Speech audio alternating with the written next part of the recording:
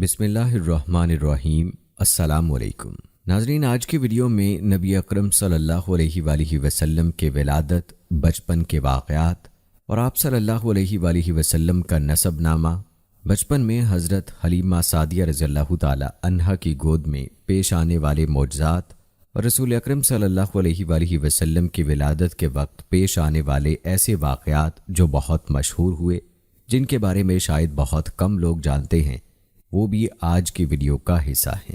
نبی اکرم صلی اللہ علیہ وآلہ وسلم جب حضرت ابو طالب کے ساتھ شام کے سفر پر تجارت کے لیے گئے تو کس طرح سے ایک درخت نے آپ صلی اللہ علیہ وآلہ وسلم پر سایہ کیا، اس واقعے کی حقیقت کیا ہے یہ بھی آپ کو تفصیل سے بتائیں گے۔ نبی اکرم صلی اللہ علیہ وآلہ وسلم کی ولادت سے لے کر بعثت تک کے تمام واقعات آج کی ویڈیو میں تفصیل سے آپ کے ساتھ شیئر کریں گے۔ تو سیرت النبی صلی اللہ علیہ وآلہ وسلم کے سلسلے کی یہ انتہائی اہم ویڈیو ہے، آپ نے اس کو بغیر سکپ کیے آخر تک لازمی دیکھنا ہے۔ آئیے ناظرین، آغاز کرتے ہیں اپنی آج کی اس ویڈیو کا۔ ناظرین، سب سے پہلے تذکرہ کرتے ہیں آپ صلی اللہ علیہ وآلہ وسلم کی پیدائش کا۔ مشہور یہ ہے کہ آپ صلی اللہ علیہ وآلہ وسلم عام الفیل یعنی ہاتھی کے حملے والے سال 12 ربیع الاول کو سوموار کے دن مکہ میں یتیم پیدا ہوئے۔ آپ صلی اللہ علیہ وآلہ وسلم کا نسب نامہ یوں ہے: محمد صلی اللہ علیہ وآلہ وسلم بن عبداللہ بن عبد المطلب بن ہاشم بن عبد مناف بن قصی بن کلاب بن مرہ بن کعب بن لوی بن غالب بن فہر بن مالک بن نضر بن کنانہ بن خزیمہ بن مدرکہ بن الیاس بن مزر بن نزار بن ماد بن عدنان۔ ناظرین، امام بخاری رحمہ اللہ نے صحیح بخاری میں آپ صلی اللہ علیہ وآلہ وسلم کا اتنا ہی نسب نامہ بیان کیا ہے اور یہی علماء کے درمیان متفق علیہ ہے۔ اس سے اوپر حضرت آدم علیہ السلام تک بہت اختلاف ہے، کوئی قابل اعتماد بات نہیں ملتی۔ البتہ یہ بات متفقہ ہے کہ عدنان حضرت اسماعیل بن ابراہیم علیہ السلام ہی کی نسل سے ہیں۔ نبی اکرم صلی اللہ علیہ وآلہ وسلم کے ننیال بنو زہرہ ہیں۔ آپ کی والدہ حضرت آمنہ بنت وہب اس خاندان سے تھیں۔ ان کا نسب نامہ کلاب بن مرہ پر آپ صلی اللہ علیہ وآلہ وسلم کے نسب سے جا ملتا ہے۔ اللہ تعالیٰ کا قطعی فیصلہ تھا کہ آپ حسب و نسب کے لحاظ سے تمام انسانوں سے اعلیٰ اور اقدس ہوں اور اپنی قوم، قبیلے اور خاندان کے لحاظ سے سب سے زیادہ بلند مرتبہ ہوں۔ اس کے بارے میں خود رسول اللہ صلی اللہ علیہ وآلہ وسلم کا فرمان ہے۔ اللہ تعالیٰ نے حضرت اسماعیل علیہ السلام کی اولاد سے کنانہ کو چنا، کنانہ سے قریش کو، قریش سے بنو ہاشم کو اور بنو ہاشم سے مجھے منتخب فرمایا۔ اور نبی اکرم صلی اللہ علیہ وآلہ وسلم کا ارشاد گرامی ہے: اللہ تعالیٰ نے مخلوق کو پیدا کیا تو مجھے بہترین مخلوق میں رکھا، پھر جب ان کے دو گروہ یعنی عرب و عجم بنائے تو مجھے بہترین گروہ یعنی عرب میں رکھا، پھر جب قبائل بنائے تو مجھے بہترین قبیلے یعنی قریش میں رکھا، پھر جب قریش کے خاندان بنائے تو مجھے بہترین خاندان یعنی بنو ہاشم میں رکھا، لہٰذا میں نسبی اور خاندانی لحاظ سے سب لوگوں سے بہترین ہوں۔ قیصر کے دربار میں ابو سفیان آپ صلی اللہ علیہ وآلہ وسلم کے نسب کی عظمت اور برتری کا انکار نہ کر سکے، باوجود اس کے کہ وہ اس وقت آپ کے شدید دشمن تھے، پھر بھی انہوں نے اعتراف کیا کہ آپ ہم میں بلند نسب والے ہیں۔ حضرت محمد صلی اللہ علیہ وآلہ وسلم کا نام آپ کے دادا حضرت عبد المطلب اور والدہ حضرت آمنہ بنت وہب نے اپنے خاندان کے ناموں سے جدا رکھا۔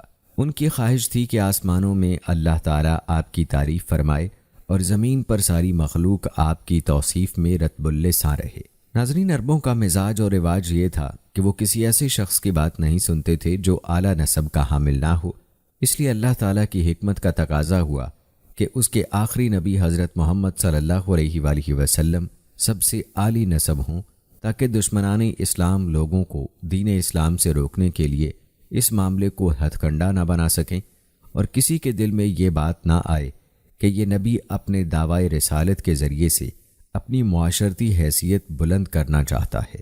نبی اکرم صلی اللہ علیہ وآلہ وسلم کے عرب ہونے کا تقاضا ہے کہ ہر مسلمان عربوں سے بحیثیت قوم محبت رکھے، البتہ ہر فرد کے ساتھ محبت رکھنا ضروری نہیں، کیونکہ افراد تو اسلام سے منحرف بھی ہو سکتے ہیں۔ اس صورت میں ان کے افعال سے نفرت ہوگی، نہ کہ قوم عرب سے۔ آپ صلی اللہ علیہ وآلہ وسلم کے ختنے کے بارے میں علماء کرام میں اختلاف ہے۔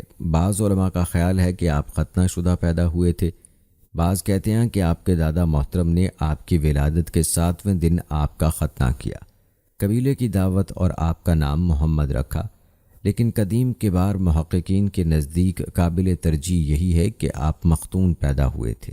جب آپ کے دادا محترم سے پوچھا گیا کہ آپ نے مشہور خاندانی نام چھوڑ کر یہ جداگانہ نام کیوں رکھا، تو انہوں نے جواب دیا کہ میری تمنا ہے اللہ تعالیٰ آسمانوں میں اور ساری مخلوق زمین میں اس کی تعریف و ستائش کرے۔ رسول اللہ صلی اللہ علیہ وآلہ وسلم اس نام کے علاوہ دیگر ناموں سے بھی معروف تھے۔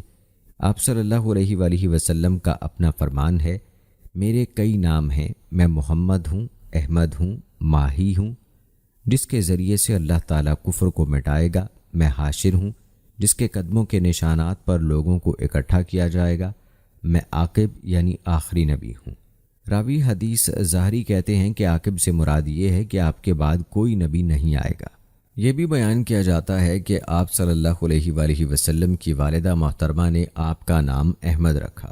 ابن سعد نے حسن سند کے ساتھ حضرت علی رضی اللہ تعالیٰ عنہ کے حوالے سے روایت بیان کی ہے کہ رسول اللہ صلی اللہ علیہ وآلہ وسلم نے فرمایا، میرا نام احمد رکھا گیا تھا۔ محمد اور احمد دونوں نام قرآن مجید کی نصوص سے ثابت ہیں۔ چونکہ آپ صلی اللہ علیہ وآلہ وسلم کے والد گرامی آپ کی پیدائش سے پہلے ہی فوت ہو چکے تھے، نام رکھنے کی ذمہ داری آپ کی والدہ محترمہ ہی پر آ گئی۔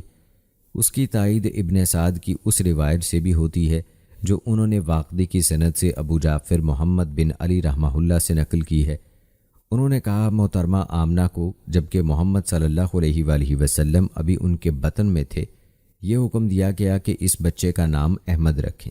مزید تائید ابو نعیم کی روایت سے ہوتی ہے جو انہوں نے حضرت بریدہ اور حضرت ابن عباس رضی اللہ تعالی عنہ کے حوالے سے نقل کی ہے کہ محترمہ آمنہ نے خواب میں دیکھا، ان سے کہا گیا کہ تمہارے بطن میں وہ بچہ ہے جو مخلوق میں سب سے بہترین اور سب جہانوں کا سردار ہے، جب یہ بچہ پیدا ہو تو اس کا نام احمد اور محمد رکھنا۔ ابن اسحاق نے ایک روایت نقل کی ہے جسے ان کے حوالے سے امام بہقی نے بھی اپنی کتاب دلائل النبوہ میں نقل کیا ہے۔ حضرت آمنہ بیان فرماتی ہیں کہ جب میں حاملہ ہوئی اور محمد نے میرے بطن میں سانس لیا تو مجھ سے کہا گیا جب یہ بچہ پیدا ہو تو اس کا نام محمد رکھنا، کیونکہ اس کا نام تورات و انجیل میں احمد ہے، زمین و آسمان کے سب لوگ اس کی تعریف کریں گے اور اس کا نام قرآن میں محمد ہوگا، اس لیے انہوں نے یہ نام رکھا۔ اس روایت کے آخر میں ہے کہ آپ صلی اللہ علیہ وآلہ وسلم کی والدہ نے آپ کے دادا عبد المطلب کو بتا دیا تھا کہ مجھے اس بچے کا یہ نام رکھنے کا حکم دیا گیا ہے، تو انہوں نے چند شعر کہے جن کا آخری مصرع ہے، لفظ احمد من جانب اللہ زبان پر رکھا گیا۔ رسول اللہ صلی اللہ علیہ وآلہ وسلم کی کنیت ابو القاسم تھی۔ آپ صلی اللہ علیہ وآلہ وسلم نے فرمایا، میرے نام پر اپنا نام تو رکھ سکتے ہو مگر میری کنیت پر اپنی کنیت نہ رکھو۔ حضرت جبرائیل علیہ السلام نے آپ کی کنیت ابو ابراہیم رکھی تھی، لیکن آپ نے اپنی معروف کنیت ترک کرنی پسند نہ فرمائی۔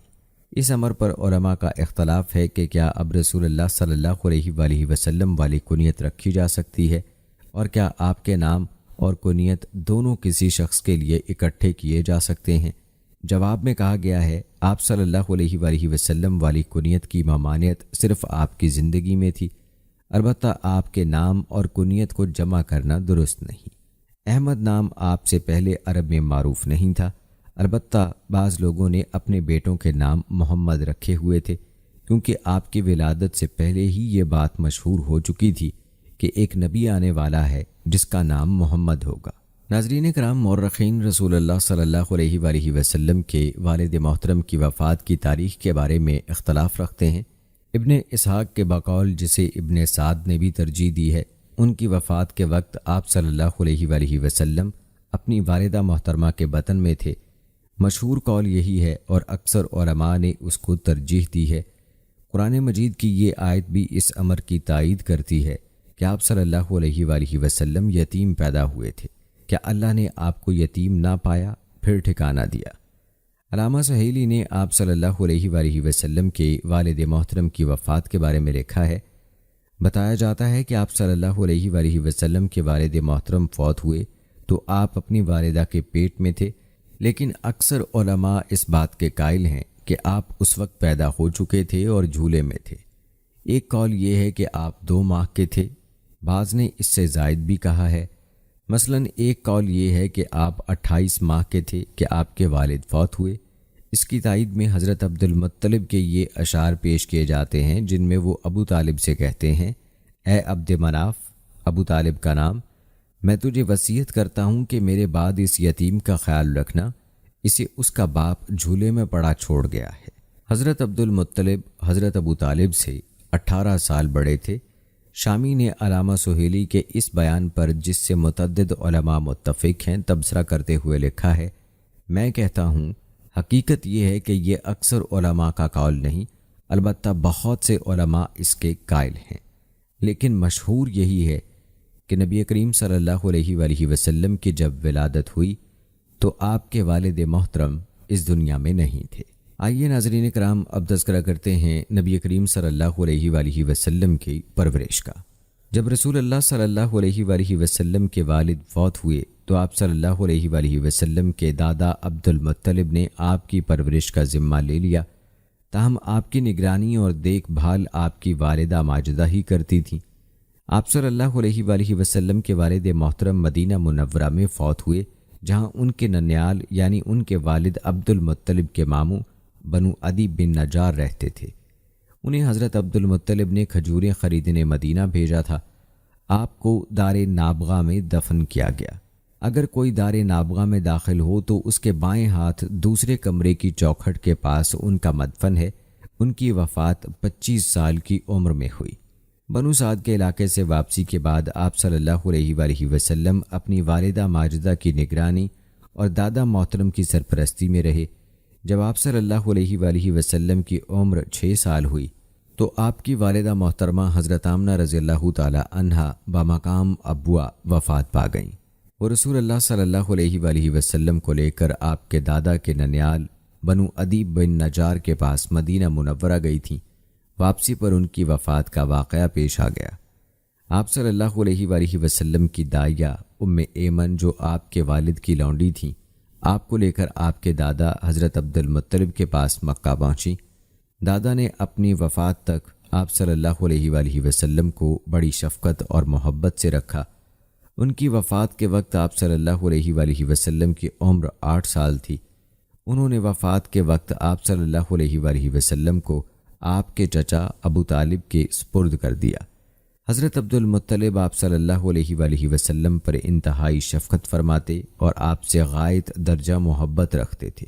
ان کی محبت اور شگفتگی کے کئی واقعات منقول ہیں۔ ایک واقعہ ابو یعلا نے بیان کیا ہے کہ ایک دفعہ حضرت عبد المطلب نے آپ صلی اللہ علیہ وآلہ وسلم کو گمشدہ اونٹ ڈھونڈنے بھیجا۔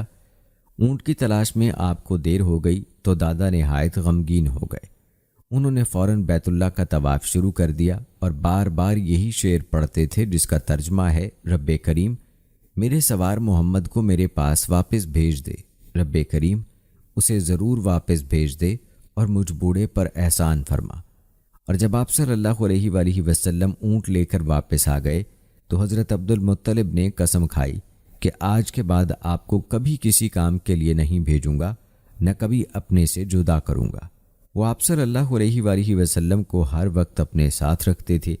جب آپ سوئے ہوئے ہوتے تو وہ آپ کی خوابگاہ تک کسی کو نہ جانے دیتے۔ حضرت عبد المطلب کی خصوصی مسند پر ان کے سوا کوئی نہیں بیٹھ سکتا تھا۔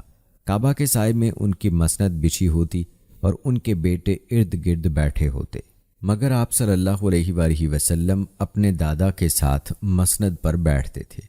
سیرت کی کتابوں میں لکھا ہے کہ حضرت ابو طالب بھی آپ صلی اللہ علیہ وآلہ وسلم سے بے انتہا محبت کرتے تھے۔ سوتے تو آپ کو اپنے قریب سلاتے، باہر جاتے تو آپ کو ساتھ لے کر جاتے، جب تک آپ نہ آتے کھانا نہ کھاتے اور آپ کے لیے خصوصی کھانا پکواتے تھے۔ ساری زندگی آپ صلی اللہ علیہ وآلہ وسلم کی حفاظت اپنی جان سے بڑھ کر کی، حتیٰ کہ ہجرت سے 3 سال پہلے وفات پائی۔ नाज़रीन کرام، नबी करीम सल्लल्लाहु अलैहि वआलिहि वसल्लम के यतीम पैदा होने में भी अल्लाह की हिकमतें हैं। अल्लाह ताला का मंशा ये था कि रसूलुल्लाह सल्लल्लाहु अलैहि वआलिहि वसल्लम यतीम पैदा हों और अपने वालिद, वालिदा और दादा के दायरे तरबियत से दूर रहें। आप सल्लल्लाहु अलैहि वआलिहि वसल्लम के वालिद मोहतरम तो आपकी पैदाइश से ही पहले ही फौत हो चुके थे। फिर आप सल्लल्लाहु अलैहि वआलिहि वसल्लम ने अपने इब्तदाई बचपन का अक्सर हिस्सा अपने ख़ानदान से दूर बनु साद के सहरा में बसर किया। वहाँ से वापस आए तो कुछ मुद्दत बाद ही आप सल्लल्लाहु अलैहि वआलिहि वसल्लम की वालिदा भी इंतकाल कर गईं। आप सल्लल्लाहु अलैहि वआलिहि वसल्लम उनकी खिदमत में बहुत कम रहे और वालिदा मोहतरमा की वफ़ात के कुछ अरसे बाद आपके दादा भी अल्लाह को प्यारे हो गए। यकीनन उसमें कई हिकमतें होंगी। सबसे बड़ी हिकमत ये मालूम होती है कि कोई बातिल परस्त दिलों में ये शक पैदा ना कर सके और लोगों के दिलों में ये वहम ना डाल सके कि आप सल्लल्लाहु अलैहि वआलिहि वसल्लम ने अपनी दावत और रिसालत का सबक बचपन ही से अपने वालिदैन या दादा से हासिल किया था, ताकि नबूवत का खटराग रचाकर दुनिया में इज़्ज़त और जाह हासिल कर सकें। क्योंकि आपके दादा मोहतरम को अपनी कौम में काबिल फ़ख्र मकाम हासिल था। हाजियों को पानी पिलाने और खाना खिलाने की सआदत और ओहदे उन्हें हासिल थे। आपकी यतीमी में हर दौर और हर मकाम के यतीमों के लिए ये उसवा है कि यतीमी अल्लाह ताला की तरफ से सज़ा और अजाब नहीं कि वो यतीम को आला मरातब पर फायज होने से रोक दे। नाज़रीन कराम, आप सल्लल्लाहु अलैहि वआलिहि वसल्लम की पैदाइश के साथ ही ऐसे इशारात ज़ाहिर होने लगे जो आप सल्लल्लाहु अलैहि वआलिहि वसल्लम के नबी बनने पर दलालत करते थे। बाज़ तो इंतहाई सही सनदों के साथ साबित हैं। मसलन ख़ुद आप सल्लल्लाहु अलैहि वआलिहि वसल्लम का इरशाद है, मैं अपने बाप हज़रत इब्राहीम अलैहिस्सलाम की दुआ का नतीजा हूँ। हज़रत ईसा अलैहिस्सलाम की खुशखबरी का मुसद्दाक़ हूँ। मैं बतन मादर ही में था, मेरी वालिदा को ख्वाब में नज़र आया कि उनके वजूद मुबारक से एक नूर निकला जिससे इलाका शाम में बसरा शहर के महल चमक उठे।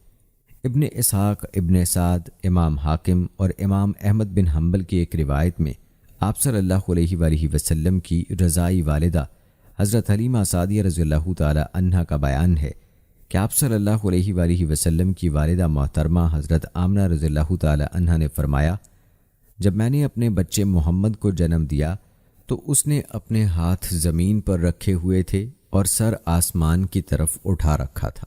दूसरी रिवायत में है कि जब आप सल्लल्लाहु अलैहि वआलिहि वसल्लम की वालिदा ने आपको जन्म दिया तो आपको उस ज़माने के रिवाज के मुताबिक एक हंडिया के नीचे रखा गया। सुबह हुई तो आप सल्लल्लाहु अलैहि वआलिहि वसल्लम की वालिदा ने देखा कि हंडिया 2 टुकड़े हो चुकी है और आप नज़र ऊपर उठाए आसमान को तक रहे हैं। बाज़ ऐसी बातें भी हैं जो अगरचे सही सनदों के साथ साबित नहीं मगर मशहूर हैं। मसलन ये कि जब आप सल्लल्लाहु अलैहि वआलिहि वसल्लम पैदा हुए तो किसरा के महल के 14 किंगरे टूट गए और मजूसियों ने अपने बड़े इबारत खाने में इबारत के लिए जो आग जला रखी थी वो बुझ गई। झील सावा का पानी खुश्क होकर गहरा हो गया और इर्द गिर्द के बुतखाने गिर गए। नाज़रीन कराम, तमाम मौर्रिखीन के नज़दीक मशहूर है कि आप सल्लल्लाहु अलैहि वआलिहि वसल्लम को दूध पिलाने वाली ख़वातीन में से मुमताज़ हज़रत हलीमा बिन्नत अबी ज़ुवैब सादिया रज़ियल्लाहु ताला अन्हा हैं। वो आप सल्लल्लाहु अलैहि वआलिहि वसल्लम को अपने साथ अपनी कौम बनु साद के इलाके में ले गईं और आप उनके पास 4 साल रहे।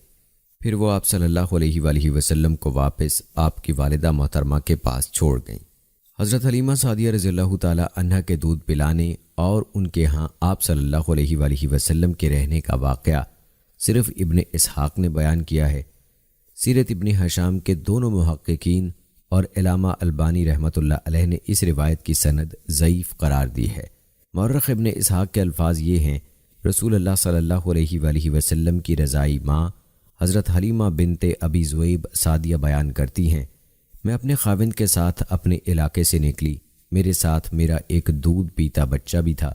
हमारे ख़ानदान बनु साद बिन बकर की और भी बहुत सी औरतें थीं। हमारा मकसद दूध पीने वाले बच्चे तलाश करना था। उन दिनों कहत पड़ा हुआ था, हमारे पास खाने पीने की कोई चीज़ नहीं बची थी। मैं अपनी चितकबरी गदी पर सवार थी। हमारे साथ हमारी एक ऊँटनी भी थी, मगर अल्लाह की कसम वो दूध का एक कतरा नहीं देती थी।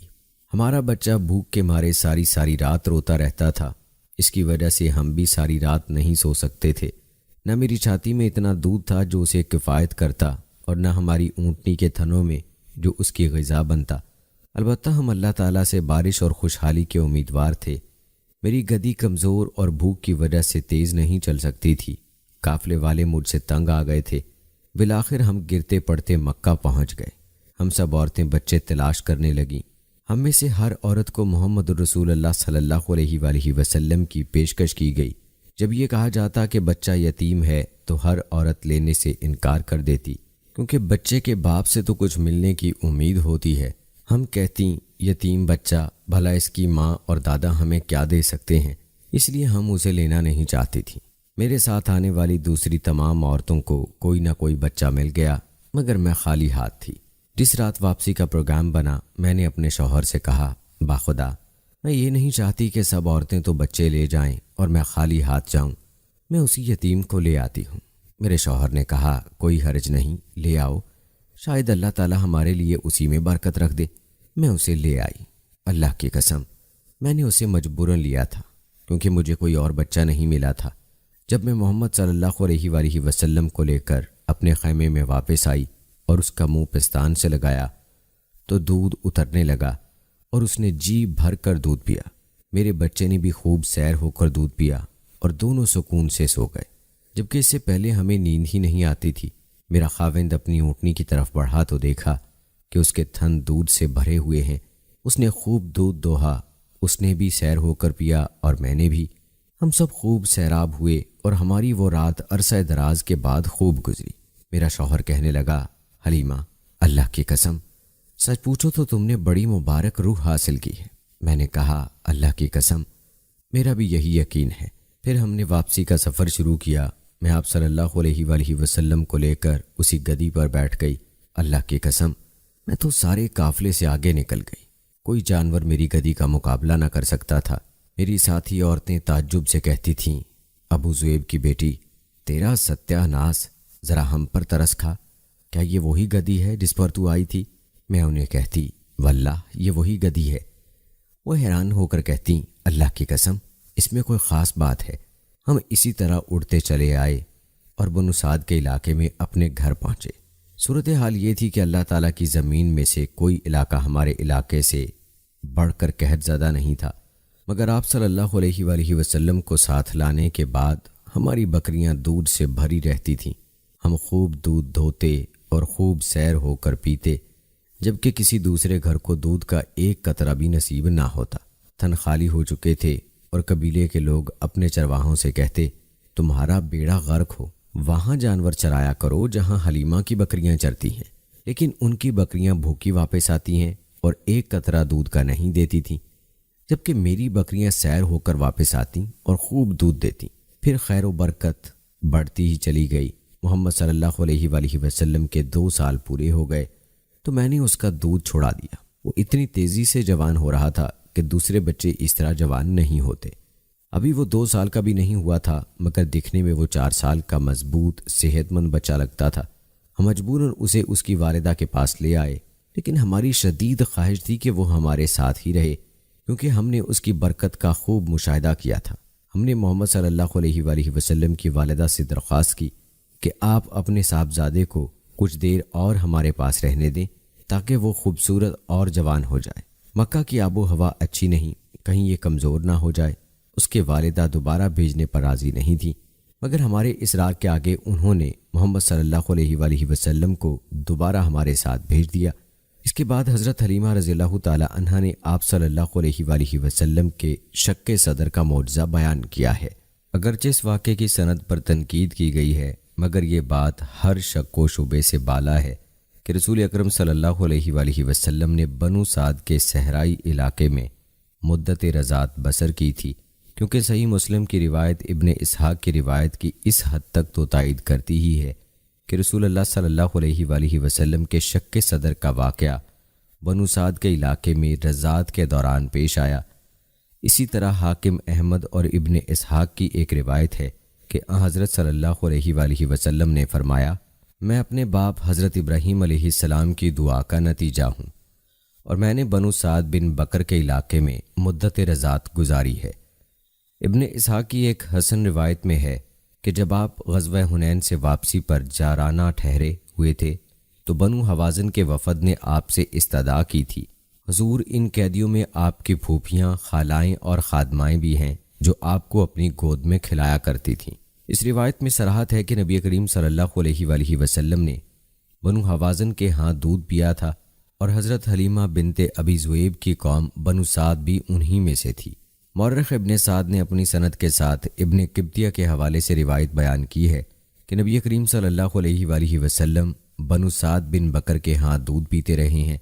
ابن سعد ہی کی ایک روایت ہے کہ نبی کریم صلی اللہ علیہ وآلہ وسلم کی والدہ محترمہ نے آپ کو بنو سعد کی ایک عورت کے سپرد کیا تھا جس نے آپ صلی اللہ علیہ وآلہ وسلم کو دودھ پلایا۔ ان کے علاوہ ایسی روایات بھی موجود ہیں جو بتاتی ہیں کہ آپ صلی اللہ علیہ وآلہ وسلم کے رضائی ماں باپ آپ کے پاس آئے تھے اور آپ نے اپنی رضائی بہن شیمہ کو پہچان لیا تھا جو غزوہ حنین کے قیدیوں میں آئی تھی۔ جب تک رسول اللہ صلی اللہ علیہ وآلہ وسلم حضرت حلیمہ سعدیہ رضی اللہ تعالی عنہا کے زیر نگرانی رہے، آپ کی برکت، حفاظت اور خصوصیت کی بہت سی علامات سامنے آتی رہیں۔ اس کے بارے میں مشہور ترین وہ طویل روایت ہے جو حلیمہ سعدیہ رضی اللہ تعالی عنہا نے خود بیان کی ہے۔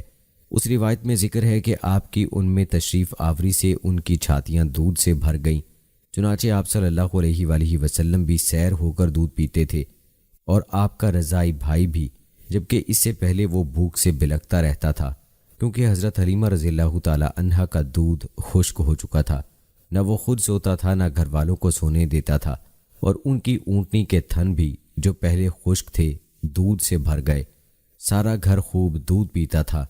سواری والی گدی بھی بہت قوی اور چست ہو چکی تھی، وہ پورے قافلے سے آگے آگے چلنے لگی، جبکہ پہلے وہ تھکی ماندی پورے قافلے سے بہت پیچھے رہ جاتی تھی۔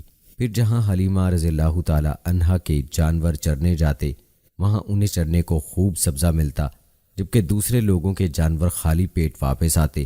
آپ صلی اللہ علیہ وآلہ وسلم عام بچوں کے برعکس تیزی سے نشوونما پا کر بڑھ رہے تھے۔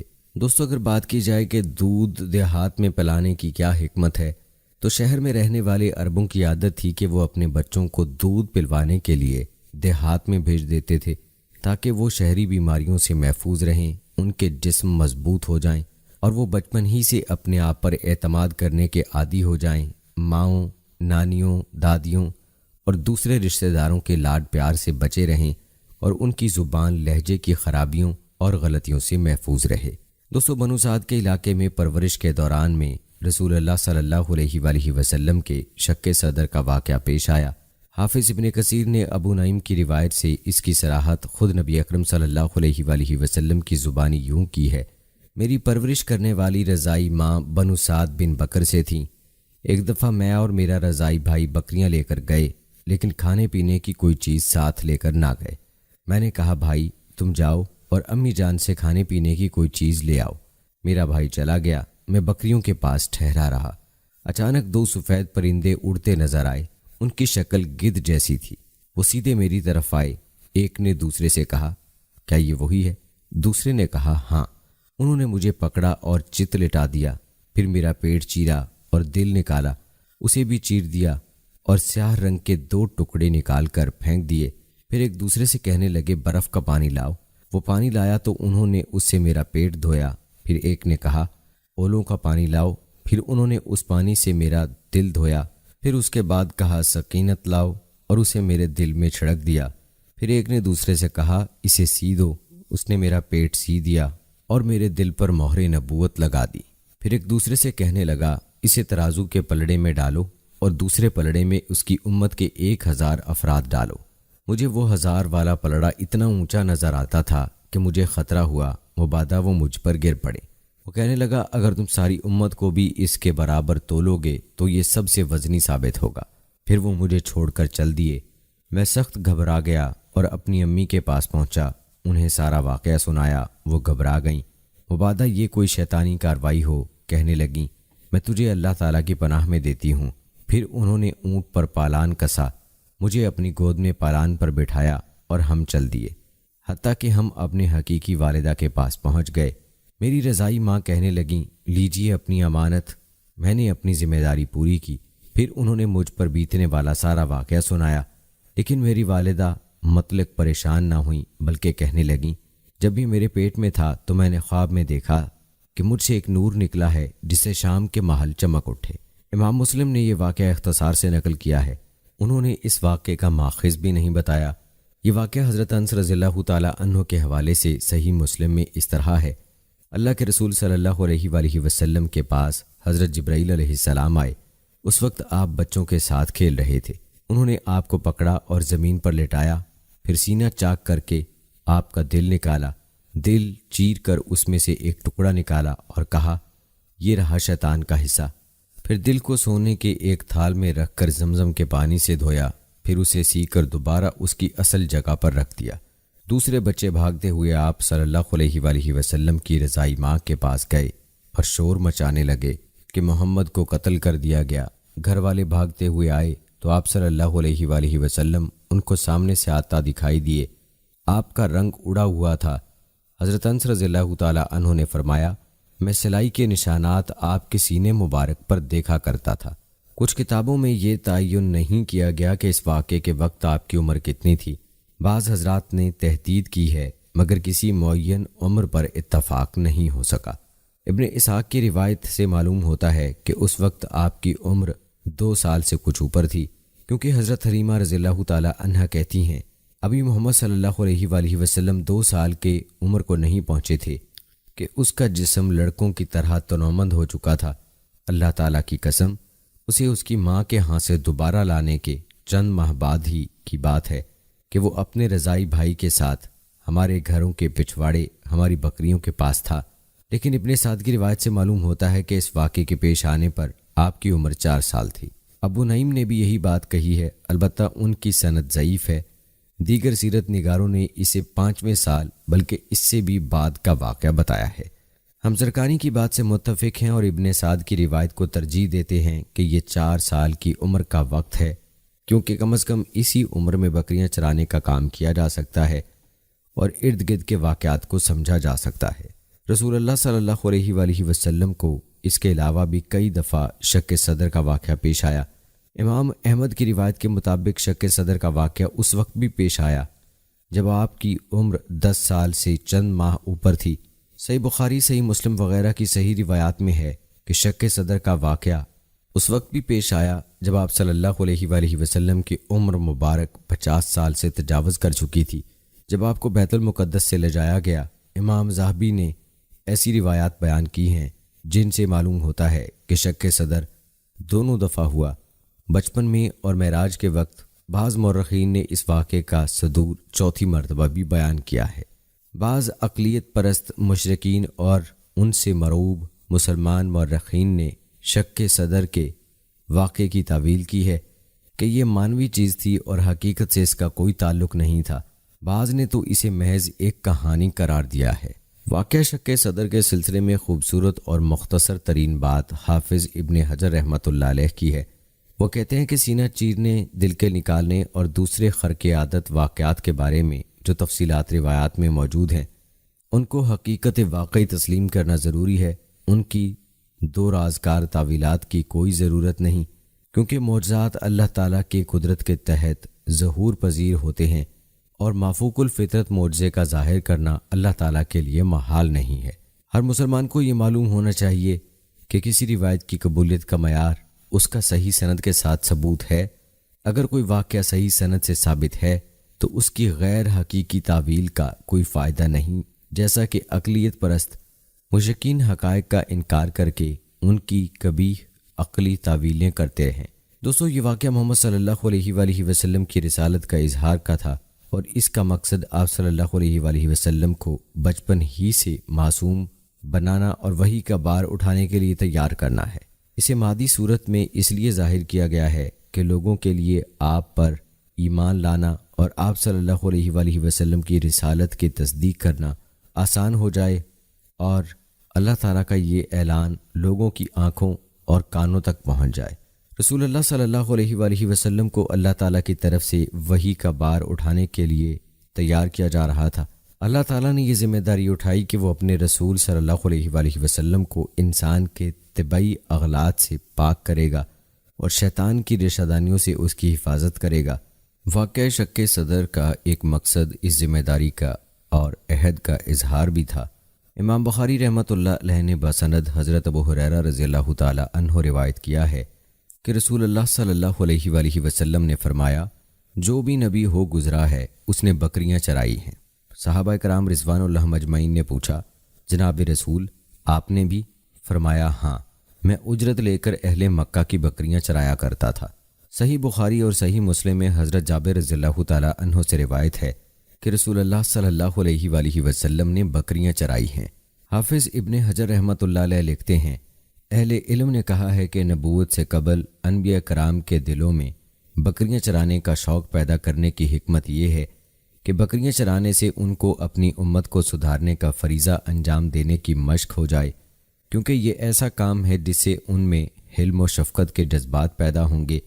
بکریاں چرانے میں بڑا صبر کرنا پڑتا ہے، مثلا ان کو چرانا، چراگاہ میں ان کے ادھر ادھر بکھر جانے کے بعد ان کو اکٹھا کرنا، ایک چراگاہ سے دوسری چراگاہ میں لے جانا، درندوں اور چوروں سے ان کی حفاظت کرنا، ان کی مختلف طبیعتوں کو سمجھنا، ان کا گھڑی گھڑی بکھر جانا، ان کی فطری کمزوری کی بنا پر ان کا بہت خیال رکھنا، یہ سب ایسے کام ہیں کہ ان کی وجہ سے انبیاء علیہ الصلوۃ والسلام کو اپنی امت کی تربیت و رہنمائی کے معاملے میں صبر کرنا آسان ہو جاتا ہے۔ نبی کریم صلی اللہ علیہ وآلہ وسلم کا خود اپنی ہی زبان مبارک سے بکریاں چرانے کا تذکرہ کرنا اس حقیقت کی بڑی مستند پہچان ہے کہ آپ انتہائی متواضع اور احسان شناس شخصیت تھے۔ اللہ تعالیٰ نے آپ کو تمام انسانوں میں سب سے بڑھ کر معظم و مشرف بنایا تھا، لیکن پھر بھی آپ کی ذات گرامی میں بے حد انکسار تھا۔ آپ کے بکریاں چرانے سے ہمیں آپ کے ذوق سلیم اور احساس ذمہ داری کا اندازہ ہوتا ہے، جن سے اللہ تعالیٰ نے آپ کو متصف فرمایا تھا کہ جو ہی آپ کو اندازہ ہوا کہ میں کچھ کام کرنے کے قابل ہو گیا ہوں، آپ نے اپنے چچا محترم سے ان کا بوجھ بٹانے کے لیے خود کام کاج شروع کر دیا۔ آپ صلی اللہ علیہ وآلہ وسلم کے چچا محترم عیالدار شخص تھے، تاہم انہوں نے آپ کے لیے زندگی کے بہترین وسائل مہیا کر رکھے تھے۔ اللہ تعالیٰ کے لیے ہرگز مشکل نہ تھا کہ وہ آپ کے لیے راحت بخش زندگی بسر کرنے کے تمام وسائل خود مہیا کر دیتا اور آپ کو روزی کی دوڑ دھوپ اور محنت و مشقت سے بے نیاز کر دیتا، مگر اللہ تعالیٰ کی حکمت کا تقاضا یہ تھا کہ لوگوں کو پتہ چل جائے کہ انسان کا بہترین مال وہ ہے جو وہ اپنی محنت و مشقت سے کمائے، اور مفید انسان وہ ہے جو اپنی طاقت اور بساط کے مطابق معاشرے کو اپنی خدمات سے فیضیاب کرے۔ اسی سے انسان کی شان و شوکت قائم ہوتی ہے۔ دعوت اور تبلیغ و تحریک کا کام کرنے والے اس وقت تک اپنا وقار قائم نہیں رکھ سکتے جب تک اپنی روزی خود نہ کمائیں۔ اگر ان کا گزارا لوگوں کی احتیاط و صدقات اور خیرات پر ہوگا تو وہ لوگوں کے نزدیک بے وقت ہو کر رہ جائیں گے۔ اسی لیے ہر صاحب دعوت کے لیے ضروری ہے کہ اپنی معیشت کے سلسلے میں وہ اپنی ذات اور محنت پر اعتماد رکھے اور مانگنے سے پرہیز کریں، تاکہ دنیاوی طور پر کسی شخص کا اس پر کوئی احسان نہ ہو اور وہ اعلی کلمت الحق کا فریضہ پوری قوت اور بے باکی سے ادا کر سکیں۔ دوستو، نبی کریم صلی اللہ علیہ وآلہ وسلم کے شام کے سفر کے حوالے سے اگر بات کی جائے تو امام ترمذی نے اپنی سند کے ساتھ حضرت ابو موسیٰ اشعری رضی اللہ تعالی عنہ سے روایت کی ہے۔ حضرت ابو طالب شام کی طرف روانہ ہوئے تو ان کے ساتھ رسول اللہ صلی اللہ علیہ وآلہ وسلم بھی تھے۔ قریش کے چند دیگر سردار بھی ہم رکاب تھے۔ جب وہ راستے میں بحیرہ راہب کے قریب پہنچے تو انہوں نے وہاں پڑاؤ کیا۔ راہب ان کے پاس آیا۔ وہ اس سے پہلے بھی اس کے پاس سے گزرتے تھے، لیکن وہ کبھی ان کے پاس نہیں آتا تھا اور نہ ان کی طرف توجہ کرتا تھا۔ ابھی وہ اپنا سامان اتار ہی رہے تھے کہ راہب آیا اور ان کے درمیان گھومنے پھرنے لگا، حتیٰ کہ اس نے رسول اللہ صلی اللہ علیہ وآلہ وسلم کا ہاتھ پکڑا اور کہنے لگا، یہ تمام جہانوں کا سردار ہے، اللہ تعالیٰ نے اسے سب جہانوں کے لیے رحمت بنا کر بھیجا ہے۔ قریش کے سردار کہنے لگے، تجھے کیا علم ہے؟ اس نے کہا، جب تم اس گھاٹی سے اترے تھے تو ہر درخت اور ہر پتھر سجدے میں گر گیا تھا۔ یہ قطعی بات ہے کہ یہ بے جان چیزیں نبی کے علاوہ کسی کو سجدہ نہیں کرتی۔ میں نے اسے کندھے کی ہڈی کے نیچے لگی مہر نبوت سے پہچانا ہے۔ پھر وہ واپس گیا اور سب کے لیے کھانا تیار کیا۔ جب وہ کھانا لے کر آیا تو رسول اللہ صلی اللہ علیہ وآلہ وسلم اونٹوں کو چرانے گئے ہوئے تھے۔ وہ کہنے لگا، اسے بلاؤ۔ رسول اللہ صلی اللہ علیہ وآلہ وسلم تشریف لائے تو ایک بادل آپ پر سایہ کیے ہوئے تھا اور آپ کے ساتھ چل رہا تھا۔ جب آپ قریب پہنچ گئے تو اس نے کہا، دیکھو اس پر بادل نے سایہ کیا ہوا ہے۔ جب رسول اللہ صلی اللہ علیہ وآلہ وسلم مجلس میں پہنچے تو آپ نے دیکھا کہ لوگ آپ کے آنے سے پہلے درخت کے سائے پر قبضہ کر چکے ہیں۔ آپ ویسے ہی بیٹھ گئے تو درخت نے آپ کی طرف جھک کر آپ پر سایہ کر دیا۔ راہب نے پکارا، دیکھو درخت نے جھک کر اس پر سایہ کر دیا ہے۔ کھانے سے فراغت کے بعد وہ ان سے اصرار کرنے لگا کہ اسے روم نہ لے جاؤ، کیونکہ رومی جب اسے دیکھیں گے تو اس کی خاص علامات سے اسے پہچان لیں گے اور بس چلا تو قتل کر دیں گے۔ ابھی وہ یہ باتیں کر ہی رہے تھے کہ اسے 7 رومی آتے دکھائی دیے۔ وہ بھاگ کر ان سے ملا اور پوچھا، تم کیسے آئے ہو؟ وہ کہنے لگے، ہمیں پتہ چلا ہے کہ آخری نبی اسی مہینے ادھر آنے والا ہے، اسی لیے ہر راستے کی طرف لوگ بھیج دیے گئے ہیں تاکہ اسے گرفتار کر سکیں، اور ہمیں خصوصاً بتلایا گیا ہے کہ وہ نبی اس راستے سے آنے والا ہے، اس لیے ہم آئے ہیں۔ راہب کہنے لگا، کیا فہم و فراست کے لحاظ سے تم سے کوئی بہتر شخص پیچھے مرکز میں موجود ہے؟ اس حوالے سے اسے قائل کیا جائے۔ انہوں نے کہا، نہیں، ہمیں تو صرف یہ خبر ملی ہے کہ وہ اسی راستے سے آ رہا ہے۔ راہب کہنے لگا، ذرا سوچو، اگر اللہ تعالیٰ نے ایک کام کا فیصلہ کر لیا ہے تو کوئی شخص اسے روک سکتا ہے؟ وہ کہنے لگا، نہیں۔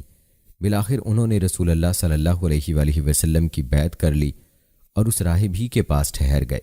پھر راہب نے پوچھا، اس کا سرپرست کون ہے؟ انہوں نے کہا، ابو طالب۔ وہ ان کی منتیں کرتا رہا کہ اسے ضرور واپس بھیج دو۔ آخرکار ابو طالب نے رسول اللہ صلی اللہ علیہ وآلہ وسلم کو واپس بھیج دیا اور آپ کے ساتھ ابو بکر اور بلال رضی اللہ تعالی عنہ کو بھی روانہ کر دیا۔ واپسی پر راہب نے رسول اللہ صلی اللہ علیہ وآلہ وسلم کو کیک اور زیتون کا تیل بطور زادے راہ دیے۔ علماء کا اس واقعے کے بارے میں اختلاف ہے۔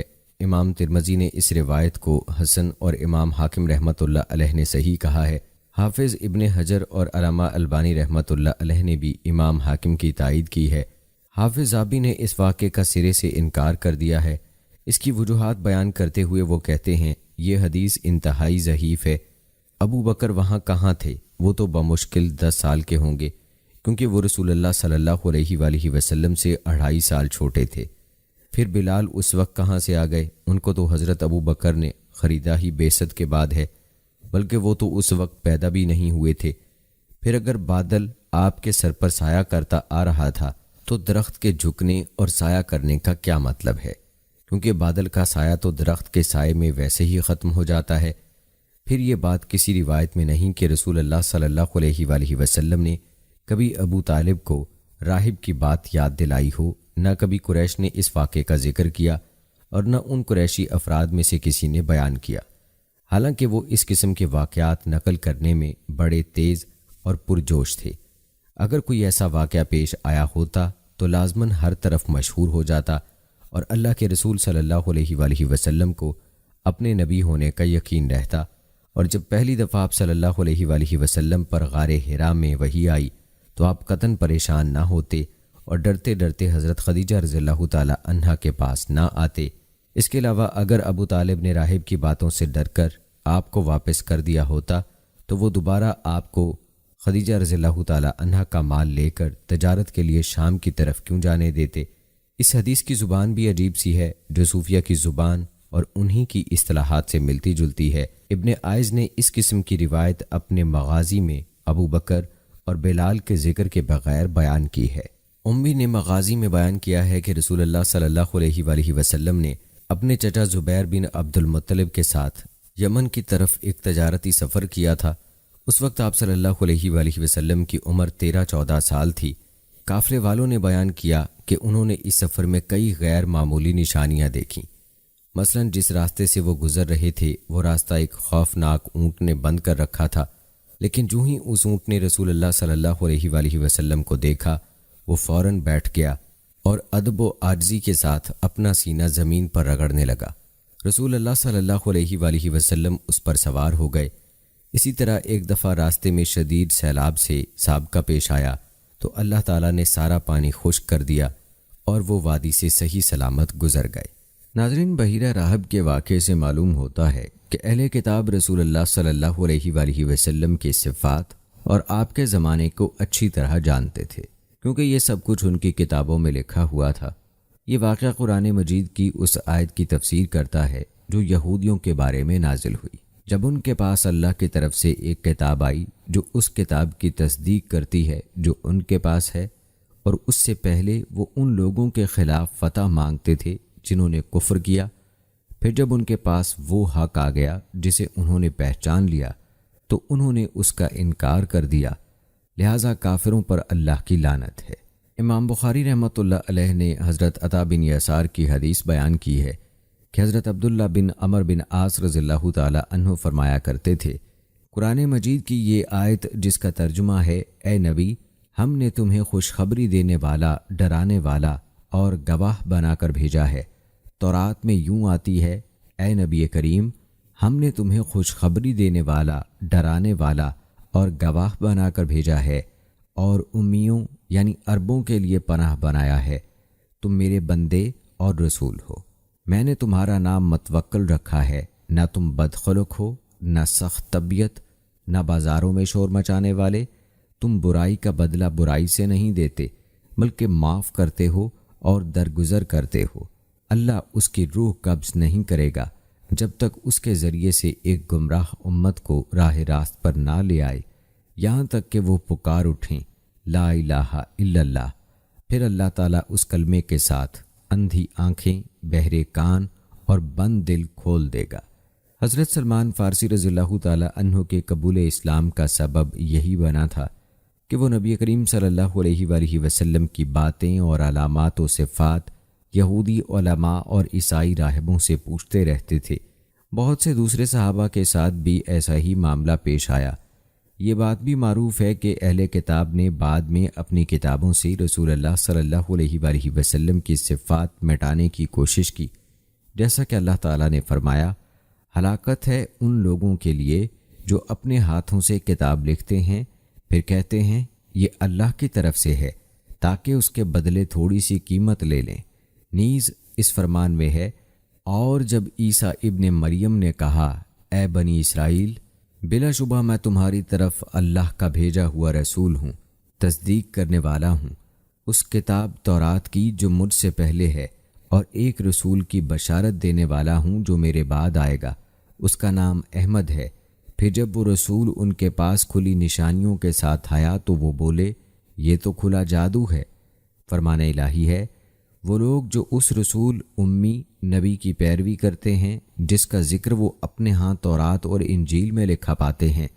نیز ارشاد باری تعالیٰ ہے، اے اہل کتاب، ہمارا رسول تمہارے پاس آ چکا ہے، وہ تمہارے لیے اللہ کی کتاب کی بہت سی ایسی باتیں ظاہر کرتا ہے جنہیں تم چھپائے بیٹھے تھے، اور بہت سی باتوں سے درگزر کرتا ہے۔ یقیناً تمہارے پاس اللہ کی طرف سے روشنی اور واضح کرنے والی کتاب آ چکی ہے، لیکن وہ اپنی کوششوں کے باوجود پوری حقیقت کو نابود نہیں کر سکے، جیسا کہ ان عبارات سے واضح ہوتا ہے جو عیسائیوں کی بعض انجیلوں میں اب تک موجود ہیں، جن میں نبی کریم صلی اللہ علیہ وآلہ وسلم منتظر کا نام، اس کی صفات اور زمان و مکان تک کی واضح نشاندہی موجود ہے۔